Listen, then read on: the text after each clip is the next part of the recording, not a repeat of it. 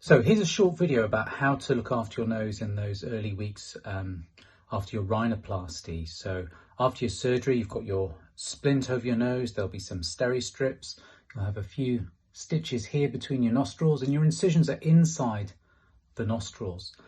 We tell you not to blow your nose, so how do you clean your nose?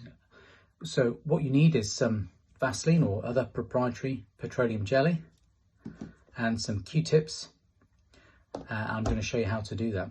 So 2 or 3 times a day, we want to introduce some moisture into the nose, and we'll do that by taking a bit of Vaseline. And the easiest way to get Vaseline all over the inside of the nose where the incision is to pop a little bit onto your finger, like so, and place it at the very front inside your nose. So I'm going to show you here.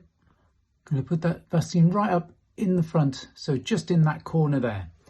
And you do that on both sides, and after you've done that, you can just take your fingers and just gently squeeze the nose, and that will naturally spread the Vaseline all down the side of your nose onto the incision, which is exactly where we want it.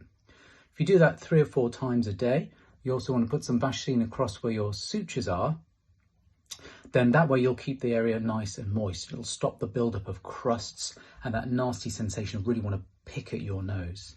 In order to clean your nose, you can take your Q-tip or cotton bud